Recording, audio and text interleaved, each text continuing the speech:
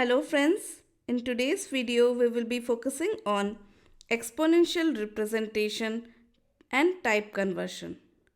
Let's start with exponential representation first.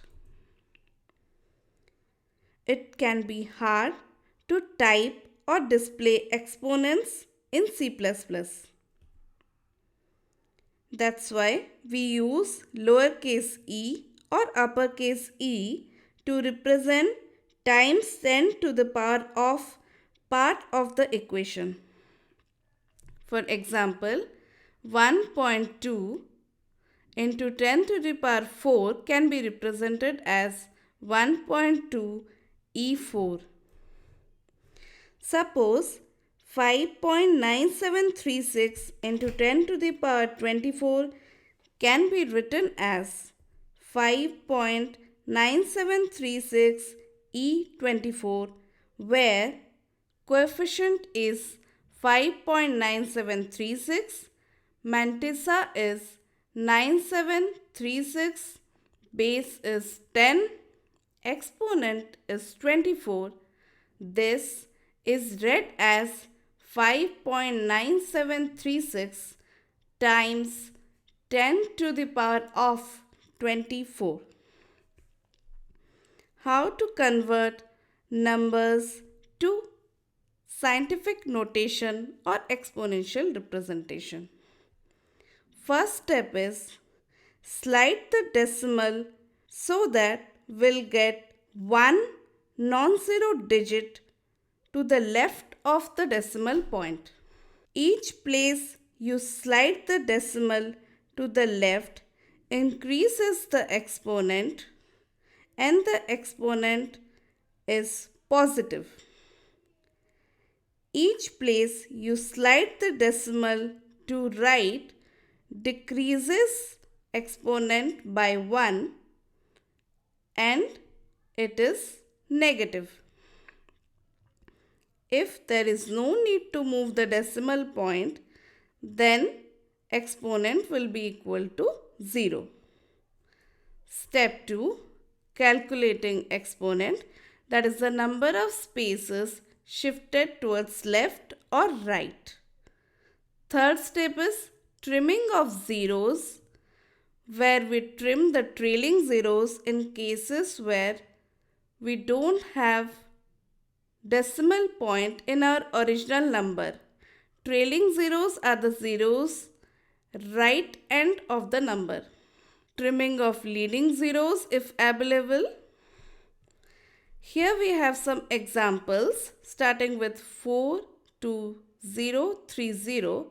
How to convert this in exponential form? First step is we have to find a number which is non-zero, should be at the left of the decimal point, like 4. This is the coefficient here, 4.2030. In this, we have to move 1, 2, 3, 4. 4 places towards left. That's why it will be positive and the number is 4. So our exponent or x will be positive 4. Next is trimming of zeros. In this case, we don't have leading zeros, so no need to trim that. We have a trailing zero and our original number, that is the number in our question, does not have a decimal point. That's why we need to trim this zero. Final answer is 4.203 E4. 4 significant digits are available here. They are 4, 2, 0 and 3. Let's go to our next example. This is our question. In this case, we need to shift towards right in order to get non-zero number to the left of the decimal point, which is 7. So the new number is 000, 7, 0.8900, which is the coefficient here.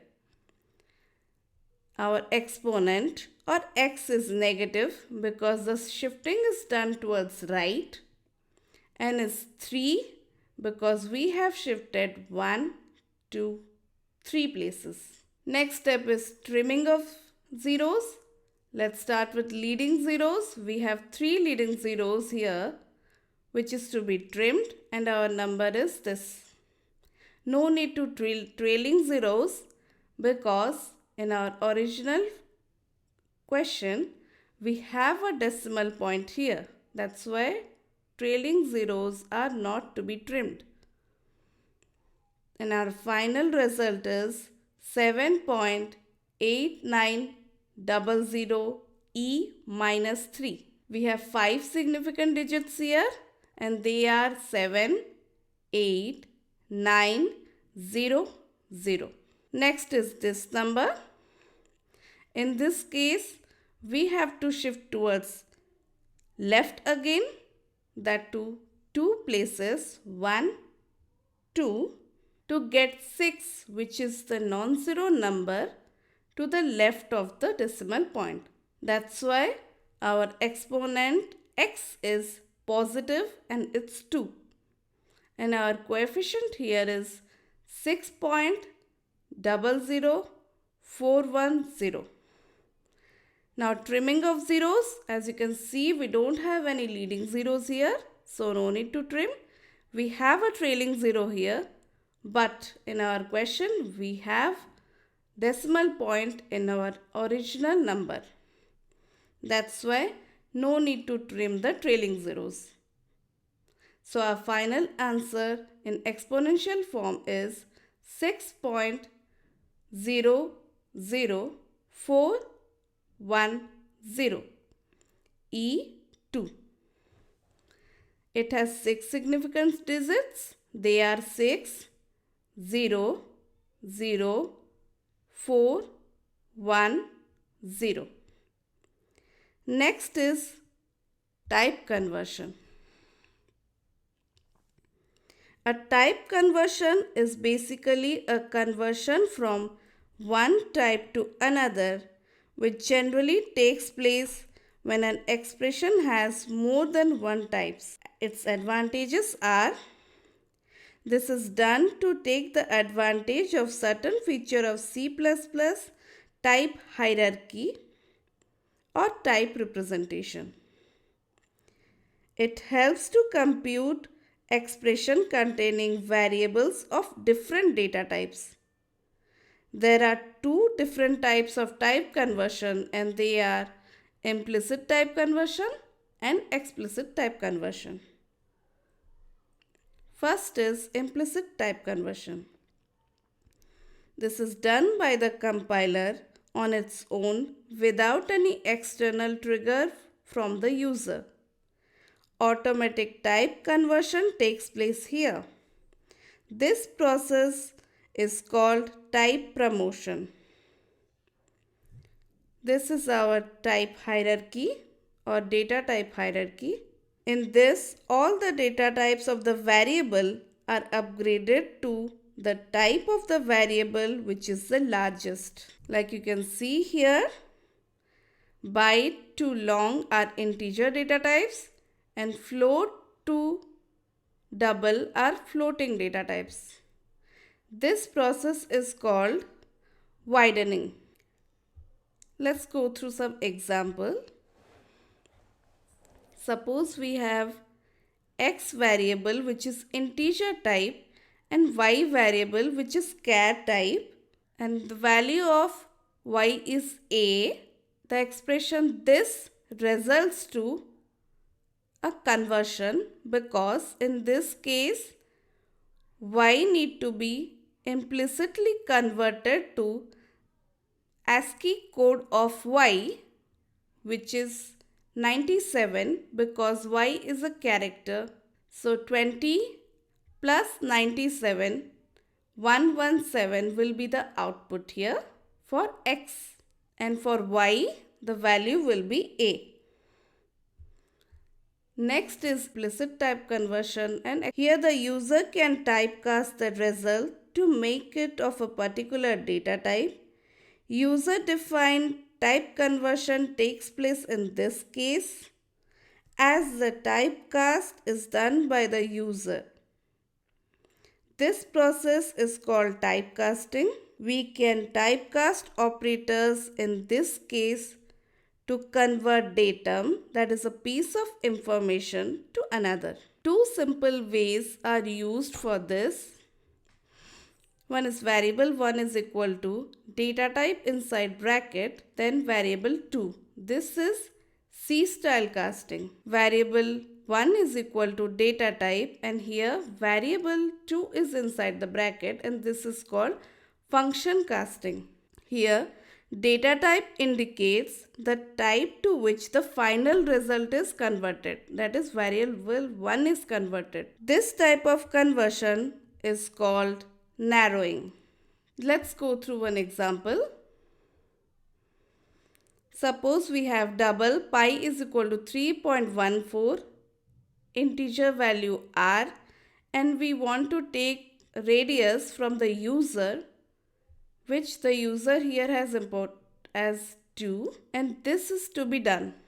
Then in this case, when pi is converted to int, 3.14 changes to only 3 and 14 is lost. This will look something like this, which is 3 into 2, that is the radius, into 2, that is equal to 12. That's why the area of circle will be displaying like this. Let's go through some difference between implicit type conversion and explicit type conversion. Implicit type conversion is done automatically by the compiler, but explicit is done by the programmer programmatically. It does not require any special operator. This requires a cast operator, that is bracket. Here, widening conversion takes place, which is conversion of one data type to another data type where the destination data type is larger in range as compared to source data type. But in case of this, narrowing takes place where conversion of one data type to another data type takes place where source data type has a larger range as compared to destination data type. This is an example. Double I, this has range of 8 byte. Int j, this has range of 4 byte.